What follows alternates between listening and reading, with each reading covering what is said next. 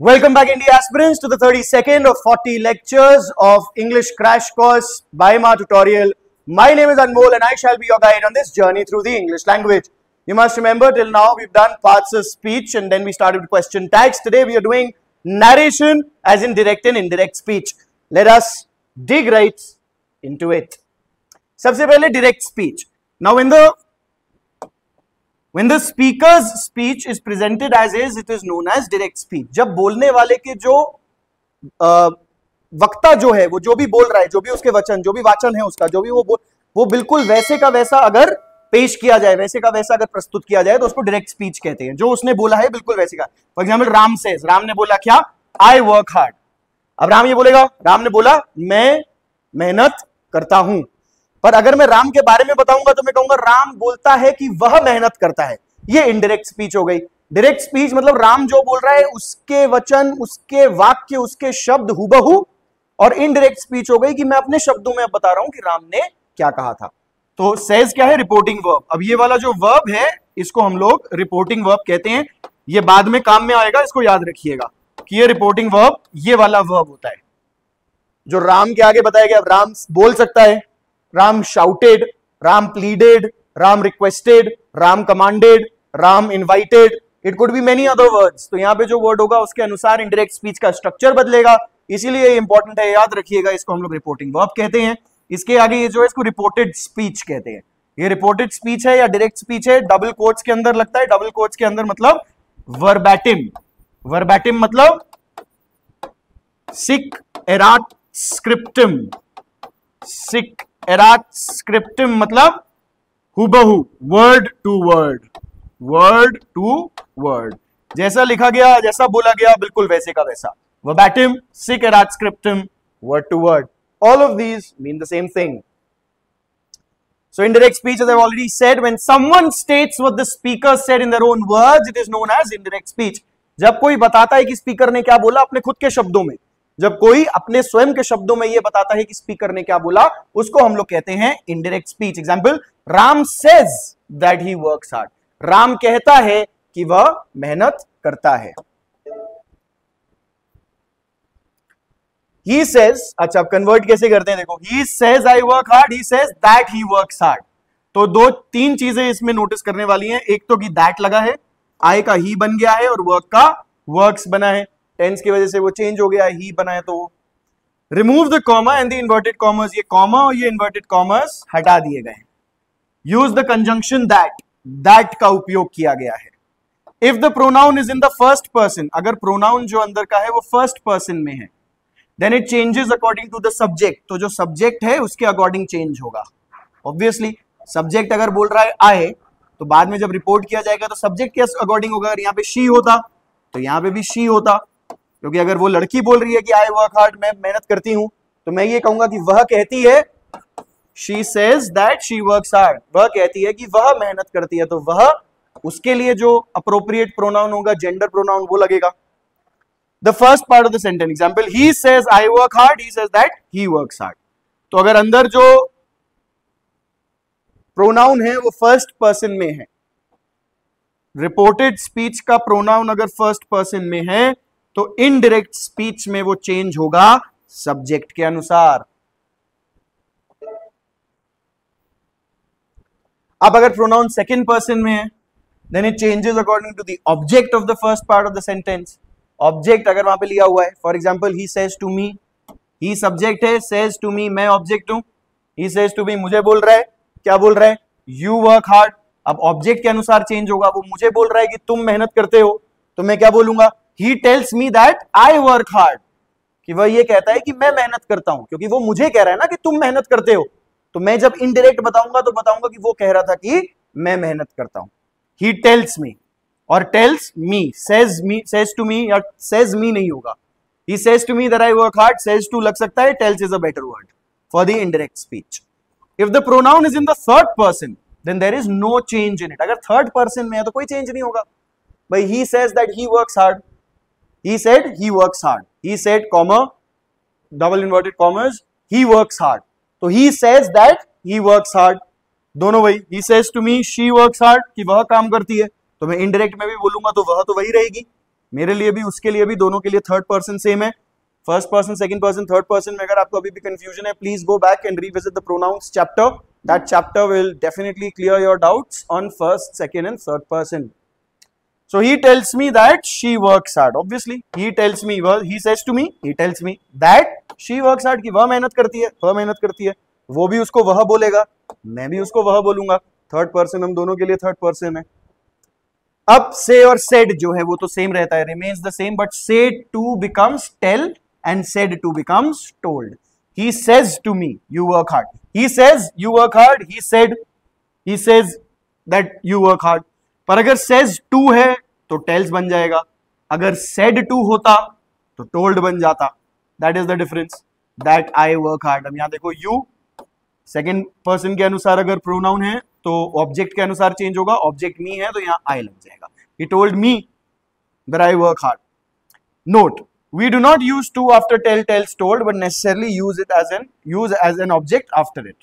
Necessarily use an object. Ordered, request, forbade, etc. देखो, tell, tells और told के बाद नहीं लग सकता. I do not tell to someone. I just tell someone. Tell के बाद to नहीं लगता है. I tell my students to do their work. I tell to my students नहीं. I say to my students, but I tell my students. Tell के आगे to नहीं लगेगा. Without any preposition, it will transit the action over to the object. And but to अगर लगा है तो object लगाना जरूरी है. जैसे he says to, says के आगे to लगेगा. अगर to लगा है तो आगे object लगाना जरूरी है कि भाई किसको. He says to me, he says to him, he says to them, he says to her, whatever. says के साथ अगर लगेगा. Ordered, requested और forbade के साथ भी to नहीं लगता है. I ordered to नहीं, I ordered them to do something. I ordered them, I requested them, I forbade them. I said to them, I told them. Said के साथ to, बाकी सब के साथ to नहीं लगेगा. Alright. If the reporting verb is in the present or the future tense, then there will be no change in the tense of the reported speech. अगर reporting verb देखो, अब रिपोर्टिंग वर्ब की बात आ गई. आपको याद होगा रिपोर्टिंग वर्ब अभी मैंने बोला था पहले स्लाइड में, ये वाला रिपोर्टिंग वर्ब होता है जो बाहर की तरफ आपके डायरेक्ट स्पीच के इंट्रोड्यूस करने के लिए जो लाइन होती है उसमें जो वर्ब आता है. He says I come here. अगर वो प्रेजेंट या फ्यूचर टेंस में है, रिपोर्टिंग वर्ब अगर प्रेजेंट या फ्यूचर टेंस में है तो फिर अंदर का टेंस चेंज नहीं होगा. He says I come here, he says that he comes here. अभी टेंस क्यों चेंज हुआ है comes? क्योंकि सब्जेक्ट ही बन गया. ही थर्ड पर्सन सिंगुलर के साथ es फॉर्म ही यूज होता है प्रेजेंट सिंपल टेंस में. यहाँ पे भी प्रेजेंट सिंपल है, यहाँ पे भी प्रेजेंट सिंपल है. ये जो s लगा है ये थर्ड पर्सन सिंगुलर की वजह से लगा है, टेंस चेंज नहीं हुआ है यहाँ पे. If the reporting verb is in the past tense, but the reported speech is a universal truth, an idiom, a command phrase, a habitual action or a historic fact, then there will be no change in its tense. अगर वो past tense में है, मान लो reporting verb past tense में है, परंतु अंदर जो बात बताई जा रही है वो कोई यूनिवर्सल ट्रूथ है, ऐसा सत्य है जो हमेशा सत्य रहेगा, कोई इडियम है, कोई कहावत है, अ कॉमन फ्रेज, कोई एक आम चलन में बोलने वाला मुहावरा है, अ हैबिचुअल एक्शन या बार बार दोहराई जाने वाला कोई कार्य है, या कोई हिस्टोरिकल फैक्ट है, या कोई ऐतिहासिक जानकारी है, तो वो भी टेंस नहीं बदलेगी. For example he said the sun is a star. अब सूर्य एक तारा है तो हमेशा से है, रहे और रहेगा, ये चेंज नहीं होगा. तो he said that the sun is a star. Was नहीं बोलेंगे इसको, the sun was a star. अब सन ने स्टार होना बंद थोड़ी ना कर दिया, sun is still a star. So that is why we will say he said that the sun is a star. We won't change the tense. Try using it with an idiom, a common phrase, a habitual action, and a historical fact as well. Make those sentences, put them down in the comment section. We'll check whether they are correct or not. Alright, we got converting assertive sentences.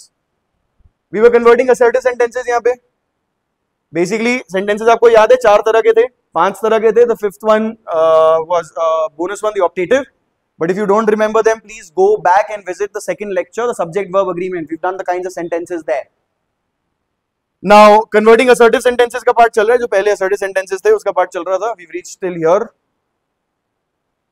Alright.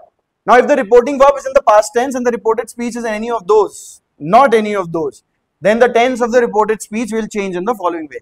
अब अगर reporting verb है वो past tense में है और अंदर की जो reported speech है वो पहले जो बताई गई है उसमें से कुछ नहीं है. ना यूनिवर्सल ट्रूथ है, ना इडियम है, ना कॉमन फ्रेज है, ना हिस्टोरिकल फैक्ट है, ये सब नहीं है, तो फिर टेंस कैसे चेंज होगा ये देखते हैं।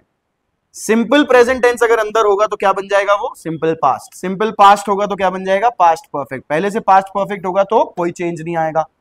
प्रेजेंट कंटिन्यूअस रहेगा तो बन जाएगा पास्ट कंटिन्यूअस, पास्ट कंटिन्यूअस होगा तो बन जाएगा past perfect continuous, past perfect continuous पहले से होगा तो कोई चेंज नहीं आएगा। प्रेजेंट परफेक्ट या प्रेजेंट परफेक्ट कंटिन्यूअस होगा, मतलब प्रेजेंट परफेक्ट या प्रेजेंट परफेक्ट कंटिन्यूअस में से अगर कोई है तो वो पास्ट परफेक्ट या पास्ट परफेक्ट कंटिन्यूअस बन जाएगा, और अगर पास्ट परफेक्ट पास्ट कंटिन्यूअस में से कोई है तो उसमें कोई चेंज नहीं आएगा। बेसिकली फाइनली हम उसको पास्ट परफेक्ट या पास्ट परफेक्ट कंटिन्यूअस के रूप में लाना चाह रहे हैं। उससे पहले का सिंपल प्रेजेंट में तो सिंपल पास्ट में बनेगा, सिंपल पास्ट का है तो पास्ट परफेक्ट में, प्रेजेंट कंटिन्यूअस है तो पास्ट कंटिन्यूअस कन्वर्ट हो जाएगा, पास्ट कंटिन्यूअस है तो पास्ट परफेक्ट कंटिन्यूअस बन जाएगा, प्रेजेंट परफेक्ट या प्रेजेंट परफेक्ट कंटिन्यूअस है तो पास्ट परफेक्ट या पास्ट परफेक्ट कंटिन्यूअस बन जाएगा अकॉर्डिंगली। प्रेजेंट परफेक्ट होगा तो पास्ट परफेक्ट बन जाएगा, प्रेजेंट परफेक्ट कंटिन्यूअस होगा तो पास्ट परफेक्ट कंटिन्यूअस बन जाएगा। और मॉडल्स कैसे चेंज होते हैं देखो, शैल और विल का पास्ट बन जाएगा शुड वुड, हमने मॉडल्स में किया हुआ एक बार। ये वाली बात अगर समझ में नहीं आ रही है कि कैसे कौन सा टेंस कौन सा होता है तो जाके टेंसेस वाला चैप्टर एक बार रिवाइज करें, मॉडल्स वाला चैप्टर एक बार रिवाइज करें और फिर दोबारा यहाँ पे आए, क्योंकि वो सब पार्ट्स ऑफ स्पीच का पार्ट अगर आपको पूरा क्लियर नहीं है तो ये एप्लीकेशन उसके अब समझ में आपको नहीं आ पाएंगे। पहले वो क्लियर होना बहुत जरूरी है। पार्ट्स ऑफ स्पीच के सारे पार्ट्स जितने भी हैं उनके बारे में जितने भी रूल्स और रेगुलेशंस हमने अभी तक किए हैं वो सारे आपको बहुत गहराई तक समझ में आने चाहिए। उसके पश्चात फिर आप उनके एप्लीकेशन अब जो मोर कॉम्प्लिकेटेड ग्रामर में लगते हैं वो समझ में आएंगे। मे माइट बन जाएगा, कैन कुड बन जाएगा। Change in time and place कैसे होगा, टुडे बोला जा रहा था तो दैट डे हो जाएगा obviously. Ram said I will win today, तो मैं अब उसको कन्वर्ट कैसे कर, Ram said that he will win that day, that he would win that day, will would I का ही अकॉर्डिंग टू द प्रोनाउंस वाला भी रूल पढ़ा हमने इससे पहले। ही वुड विन, विल का would, will become would and win that day. Today नहीं बोलेंगे, टुडे तो आज हो जाएगा, वो तो उसने पहले का भी बोला था। राम ने मान लो 3 दिन पहले बोला आई विल विन टुडे। अब मैं आज अगर बताऊंगा कि राम ने कहा था कि वो जीतेगा आज, तो आज जीतेगा थोड़ी ना बोलूंगा, मैं बोलूंगा राम ने कहा था कि वो उस दिन जीतेगा, तो इसलिए टुडे का क्या बन गया दैट डे। इसी तरह सभी टुमारो का बन जाएगा द नेक्स्ट डे, येस्टरडे बन जाएगा the previous day, the day before tonight, that night, last night. Tonight क्या बन जाएगा दैट नाइट, लास्ट क्या बन जाएगा द प्रीवियस, ईयर बन जाएगा देयर, दिस बन जाएगा दैट, दीज बन जाएगा दोज, अगो बन जाएगा बिफोर, नाउ बन जाएगा देन। ये सारे एक बार बनाकर देखिए अपने आप से सेंटेंसेस। अंदर जैसे कहिए Ram said these mangoes are very delicious, Ram said that those mangoes were very delicious. क्यों, simple present are very delicious से simple past were very delicious बना देंगे।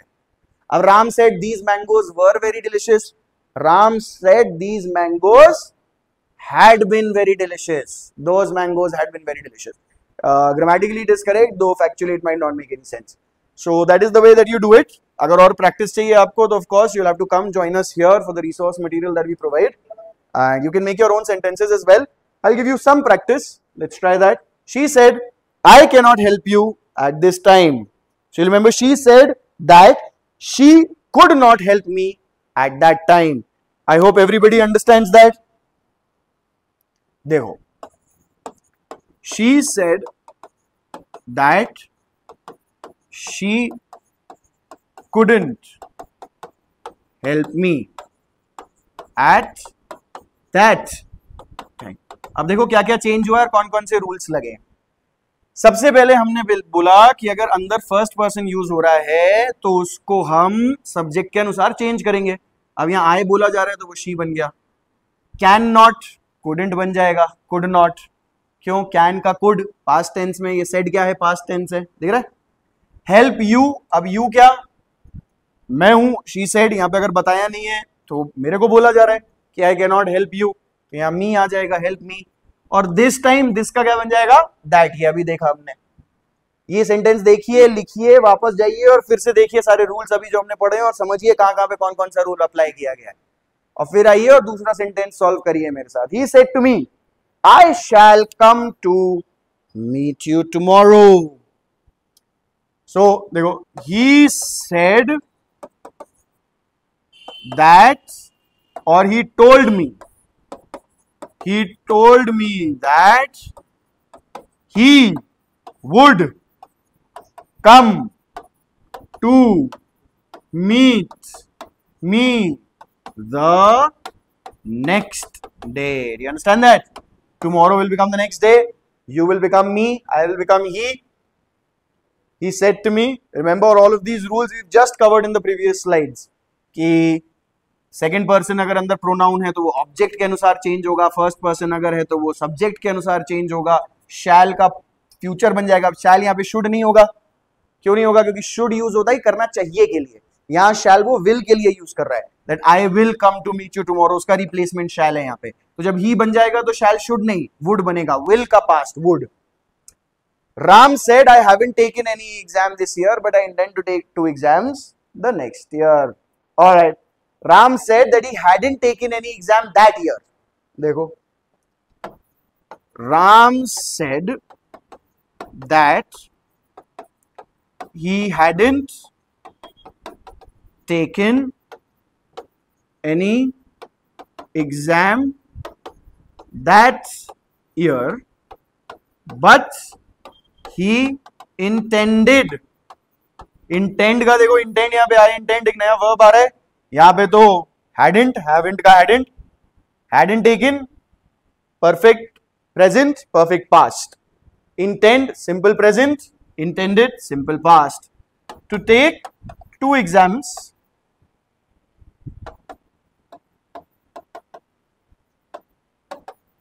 the year after that. The next year भी बोल सकते हैं क्योंकि next year उस year के बाद का next year कोई दिक्कत नहीं है. But the year after that too, if you want to change it, you can use that. Ram said that he hadn't taken any exam that year, but he intended to take 2 exams the year after that. He said virtue is its own reward. आपको याद होगा भैया, आपने जब idioms करे हैं तो उसको नहीं change करते हैं हम. अभी हमने देखा even if the reporting verb is in the past, but if the reported speech is an idiom or a common phrase or a universal truth or a scientific fact, historical fact, we do not change the tense of that. So he said that virtue is its own reward. कुछ change नहीं होगा इसमें क्योंकि अभी भी है. Virtue अभी भी इट्स ओन रिवॉर्ड है. वर्च्यू मतलब अच्छी आदतें, शिष्टाचार, सभ्यता, मर्यादा अपने आप में एक पुरस्कार है. उनका पुरस्कार नहीं मिलता है कि मैं बड़ा शिष्टाचारी व्यक्ति हूं तो मुझे उसका पुरस्कार मिलना चाहिए. अगर आप शिष्टाचारी व्यक्ति हैं तो वो शिष्टाचार अपने आप में ही एक पुरस्कार है. Our teacher said we have to finish this work today as we know that tomorrow never comes.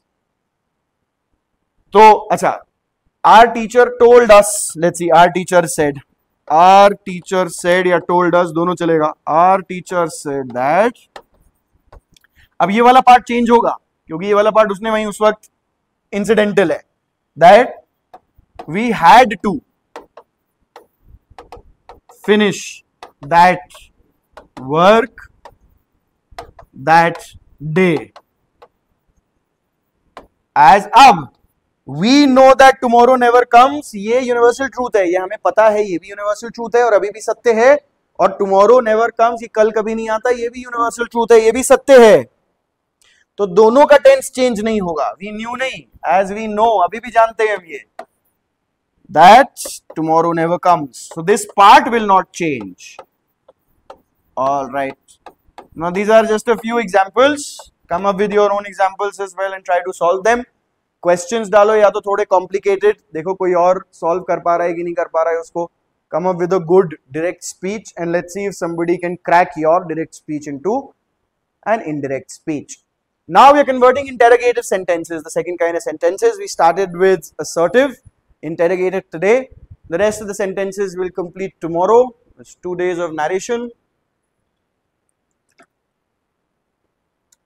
If you do not remember what interrogative sentences are, please go back and revisit the second chapter. Subject verb agreement. We start with the kinds of sentences there. Interrogative sentences is a part of those 5 kinds of sentences. और जब 2 kinds होते हैं interrogative sentences के, मैंने 2 तरह के, चलो मैं आपको बता रहा हूँ. क्लोज एंडेड और ओपन एंडेड. क्या होता है close ended? Close ended can be answered with a yes और नो. एक सिंपल यस और नो के साथ आप उसको आंसर कर सकते हो. उसमें कोई लंबे चौड़े आपको सब्जेक्टिव आंसर नहीं देने हैं. He said to me, "Are you coming?" He asked me whether I was coming. एक example है. He said to me, "Are you coming?" अब are you coming का आंसर क्या होगा? या तो yes या तो no. अब इसका और कोई आंसर तो हो नहीं सकता. Why are you coming? I'm coming because I like to party. वो अलग चीज हो गई, वो ओपन एंडेड हो गए. Needs more data as an answer. अब ज्यादा डेटा चाहिए आपको. When are you coming? He asked me when I was coming. So ये दो तरह के क्वेश्चन है और दो तरह के क्वेश्चन हम लोग इनडायरेक्ट स्पीच में देखेंगे. देखो, yes और no के लिए वेदर लगता है और yes और no अगर नहीं है तो उसके लिए वही वाला आपका लेट्स से एडवर्ब लगेगा जो यहाँ पे यूज हो रहा है. रिलेटिव एडवर्ब लगेगा जो यहाँ इंटेरोगेटिव एडवर्ब की तरह उपयोग हो रहा है, या एडजेक्टिव की तरह उपयोग हो सकता है. जो भी यहाँ पे इंटेरोगेटिव वर्ड यूज हो रहा होगा वही उसी का रिलेटिव फॉर्म यहाँ पे लग जाएगा. रिलेटिव फॉर्म मतलब रिलेटिव रूप में लगेगा, फॉर्म वही रहेगा, कोई बदलता नहीं है उसमें. आपको याद होगा एडजेक्टिव और एडवर्ब से we did interrogative and relative both in both of those. We did pronouns as well. Please go back and revisit the chapters if you do not remember, and if you do let's continue. Alright, change said to ask question inquired interrogated. Obviously देखो क्या कह रही है. अगर ये ही said to मी है are you coming, तो are you coming वो पूछ रहा है. तो जब मैं चेंज करूंगा इनडायरेक्ट स्पीच में तो जो रिपोर्टेड वर्ब है वो भी बदल जाएगा. ही आस्क्ड मी, उसने मुझसे पूछा वेदर आई वाज कमिंग, कि मैं आ रहा था क्या. ही सेड टू मी नहीं, he said to me whether I was coming is incorrect. He asked me whether I was coming. Alright, now we have question mark will be converted into a full stop as well. We are not asking a question anymore, we're just stating the question that he asked. You will see the interrogative structure changes as well. Do you remember the interrogative structure? I hope you do. The auxiliary comes before the subject, and when in an indirect speech, when the interrogative adverb, adjective or pronoun is used as a relative one, we do not use the interrogative structure, we use the simple structure where the auxiliary comes after the subject. I hope all of this makes sense to you now. If it doesn't, that means you have not been following through with all the chapters properly. Go back and revisit, revise, and come back afterwards. The sentence structure will not be in the interrogative. That is, वही interrogative में नहीं है. The helping verb will come after the subject. जो auxiliary helping verb है, वो subject के बाद आएगा. देखो यहाँ पे, अभी दिखाते हैं आपको. यहाँ देखो, are you coming? R क्या है? Interrogative structure में auxiliary subject के पहले आ रहा है. अगर देखो, he asked me whether I was coming. यहाँ was क्या? बाद में आ रहा है नहीं आ रहा है? Yes. When are you coming? R फिर से was बाद में. देखो, are you के पहले, was I के बाद में. तो यहाँ पे इंटरोगेटिव स्ट्रक्चर नहीं लग रहा है, यहाँ पे जनरल स्ट्रक्चर लग रहा है वो अफर्मेटिव्स का. और क्वेश्चन मार्क भी हट रहा है obviously. Tense and pronoun will change as aforementioned जो पहले बताया गया है. जैसे बताया था टेंस और प्रोनाउन वही सिंपल प्रेजेंट, सिंपल पास्ट, फिर पास्ट परफेक्ट में, present continuous, present past continuous, past perfect continuous में, और प्रेजेंट परफेक्ट या present perfect continuous, past perfect या पास्ट परफेक्ट कंटिन्यूअस में. Oh, that is the thing that we've seen already. You can go back and revisit the same lecture if you do not remember. Now we're going to move ahead.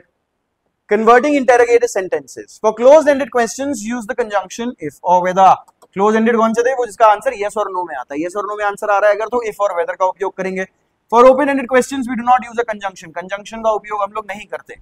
हम लोग directly वो adverb या वो adjective use करते हैं जो conjunction का काम कर रहा है वहां पे बाकी के क्लॉज को ज्वाइन करने के लिए. For example when, where, all of those things. If the direct speech has words like sir, madam, ma'am, your honour, remove them and use respectfully. देखना, for words like dear, darling, my beloved, use lovingly, affectionately. If the answer is a yes, then we can say answered in the affirmative, and if it is a no, then we can say answered in the negative. ये true है आपके close ended questions के लिए. अगर answer को भी आपको बताना है, for example he asked are you coming, I said yes. So he asked me whether I was coming.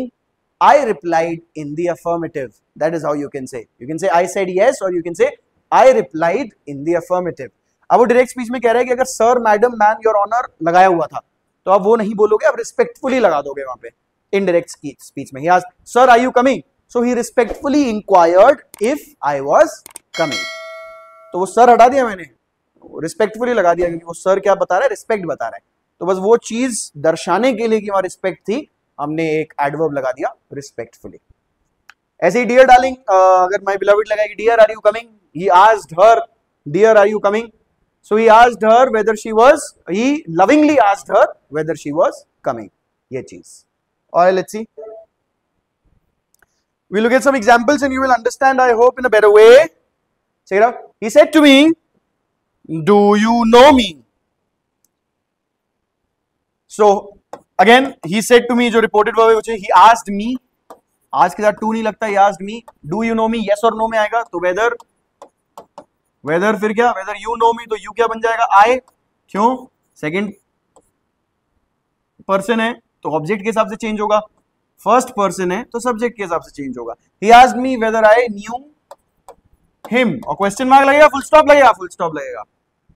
She said to him what are you doing now, she asked him what was he doing then, what he was doing then. She asked him what, कोई conjunction नहीं, what से ही शुरू होगा, what are you doing तो एक interrogative structure है, ही, you क्या बन जाएगा, ही, सेकेंड पर्सन है तो ऑब्जेक्ट के हिसाब से, what he was doing now, नहीं, then, she asked him what he was doing then, make sense. He said to him, did you intend to come with me? He said to him, did you intend to come with me? अब फिर से इसका answer क्या होगा, yes या no? So he asked him if he, अब फिर you, second तो ऑब्जेक्ट के हिसाब से, intended, टेंस चेंज हो गया, इंटेंड का intended, यहां पे भी आर का देखो was हो गया था, whether I knew, no का knew हो गया था, तो past tense में जा रहे हैं हम simple, if he intended to come with him, he asked him if he intended to come with him.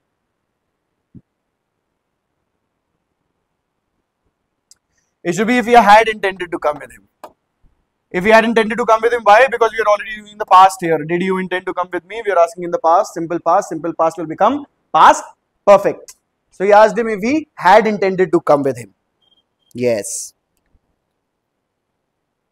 Haven't you seen this movie? So yes or no, again the answer will be a yes or no, close-ended question once again. He asked her if, haven't, present perfect क्या बन जाता है, past perfect. She, अब you change होगा her के हिसाब से, if she hadn't seen, this क्या बन जाएगा, that movie. He asked her if she hadn't seen that movie.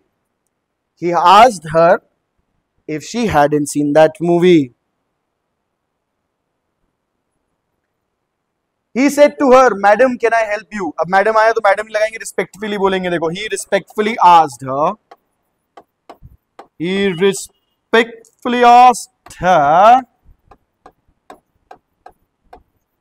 if he could help her. अब क्या, she said no. She replied in the negative. She replied in the negative. That's how it is, sons and daughters of my country. He respectfully asked her if he could help her. Can का could बन गया, देखो, can I help you question है, interrogative है, तो helping verb जो है वो सब्जेक्ट के पहले आया, यहाँ पे modal है, उसमें सब्जेक्ट के बाद आएगा, सब्जेक्ट बदल गया, देखो, I फर्स्ट पर्सन है तो सब्जेक्ट के अनुसार बदल गया, सेकंड पर्सन है तो ऑब्जेक्ट के अनुसार बदल गया, but asked, helped, could help her, all of that. He said to me, when will the train arrive? So he asked me, फिर से he asked me when the train, will का क्या बन जाएगा, would arrive. He asked me when the train would arrive. Yes, you can use better words as well. You can say he inquired of me. Inquired of me. Asked की जगह inquired of me. He inquired of me when the train would arrive. Alright, now we're moving ahead to our question paper solving. The previous session we started with the 2015 question paper, the second one of the year 2015. We did the first half of it till question number, if I'm not mistaken, it must be 26. Yes. Now we must start with 27, selecting words. Let's get right into it. Man has won his dominant position on this planet by his dash of technology. तो one is dominant position, dominant मतलब वर्चस्व, वर्चस्व वाला जो उसका स्थान है कि बाकी सभी पशुओं के ऊपर जो उसका वर्चस्व है, by his dash of technology, technology पे क्या करके, टेक्नोलॉजी पर कमांड करके, the command of technology, technology पर कमांड स्थापित करके उसने बाकी सब जानवरों के ऊपर अपना वर्चस्व बना लिया. The day was extremely hot and in no time my back was drenched with perspiration. Perspiration मतलब पसीना. 28th, perspiration. The government is encouraging village upliftment programs in the country. So village upliftment programs होते हैं country में. Propaganda होता है बेटा किसी party के लिए, पॉलिटिकल पार्टी का प्रोपेगेंडा होता है कि वो क्या फैलाना चाह रहे हैं न्यूज अपने बारे में कि क्या करेगा क्या नहीं करेगा. ये प्रोग्राम्स है, village upliftment programmes, not talks not designs, programmes, because it is encouraging. Satish was endowed with, अब you are endowed with, endowed मतलब आपको दिया गया है वरदान में, प्रकृति का वरदान is endowed with, you are endowed with a natural talent for music. So Satish was endowed with a natural talent for music. To be endowed with मतलब प्रकृति द्वारा आपको वरदान मिला है किसी चीज का, तो एंडाउड के साथ विद लगता है. Mister Ghosh is very happy dash his son's excellent result. To see is very happy to see, is very happy to see, very happy upon seeing, very happy to C.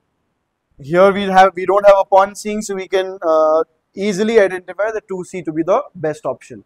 Mr. Ghosh is very happy to see his son's excellent result. Sunlight filtering through, it filters through, filters through मतलब उसके पार. Stained glass मतलब वो colored glass होते हैं ना, कांच कोई नीला हरा पीला लाल, उससे से छन कर जब धूप आती है तो filtering through मतलब छन करके पार, through के पार. Window created a mosaic of colors on the floor. Mosaic मतलब जहाँ टाइल्स आपने देखी होंगी वो छोटे छोटे टुकड़ों से मिलकर जो टाइल्स बनती हैं, that is what a mosaic is. Like a collage of papers on a chart paper is a mosaic of tiles on the floor. Alright. Are you feeling doubtful about your decision? So you feel doubtful about something. That is the correct option here. Doubtful about your decision. I want to study geology now. For I have been studying. अब आपको याद होगा for के साथ अगर समय के लिए यूज हो रहा है वो पीरियड ऑफ टाइम, तो प्रेजेंट परफेक्ट कंटिन्यूअस यूज होगा. और have studied प्रेजेंट परफेक्ट भी हो सकता है. I have been studying. अब नाउ की बात हो रही है तो have been studying present he use होगा, had studied नहीं होगा. I have been studying zoology for the last 3 years. 34th B. Increase in storage facilities has made it possible to store goods at places convenient to people all over the country. Convenient. Convenient मतलब जहां सहूलियत है. Convenience मतलब सहूलियत. Convenient to people मतलब जहां लोगों के लिए जाना आना या एक्सेस करना जिस जगह को सहूलियत वाला है, easy है, comfortable है, आरामदायक है. To say that we were surprised at the cleverness of the child is an understatement. We were really astounded. Surprised का और बड़ा वर्ड होता है अस्टाउंडेड. अस्टाउंडेड आश्चर्यचकित हो जाना, भौचक्का रह जाना. That is what it is. Now 37. In spite of the old woman's repeated entreaties means requests, he remained indifferent. Yes, he remained indifferent. मतलब उसको कोई फर्क ही नहीं पड़ा कि वो बूढ़ी महिला बार बार उसको रिक्वेस्ट कर रही थी, पर उसके पश्चात ही रिमेन्ड इंडिफरेंट, उसको कोई फर्क नहीं पड़ा, वो जैसा था वैसे ही रहा. There was dash competition for electoral seats. Cut throat competition. Competition cut throat होता है, बहुत ही बढ़िया. Cut throat competition. The cricket team dash mainly of state players. Composed, consist. द क्रिकेट team comprises mainly of state players. All right, so 39D is the best option, comprises.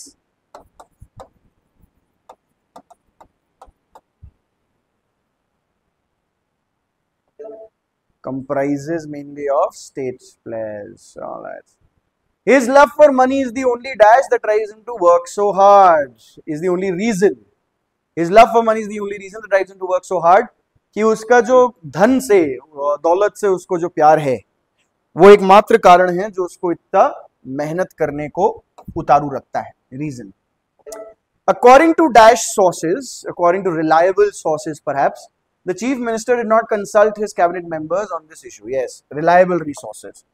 Reliable sources मतलब भरोसेमंद सूत्रों द्वारा. तो भरोसेमंद सूत्रों द्वारा आप बोलोगे reliable sources. Alright, let's do spotting errors now. Is the last bit of it. I am told John is ill since Monday. अभी आपको याद होगा since और for जो यूज होता है वो present perfect, sorry perfect या perfect continuous के साथ यूज होता है.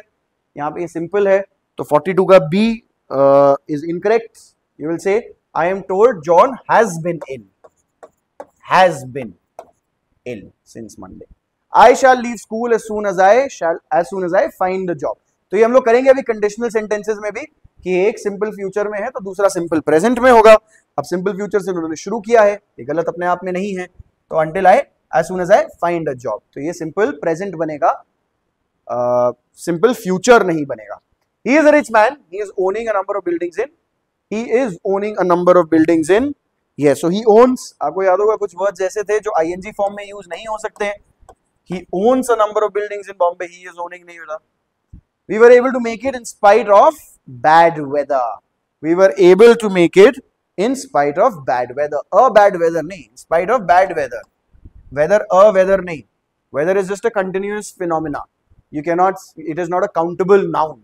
You cannot say one weather, two weather, three weathers. So you cannot use a with it. You cannot use the indefinite article with it. Neither of the two letters of credit were useful when he needed it. Yes. 46th.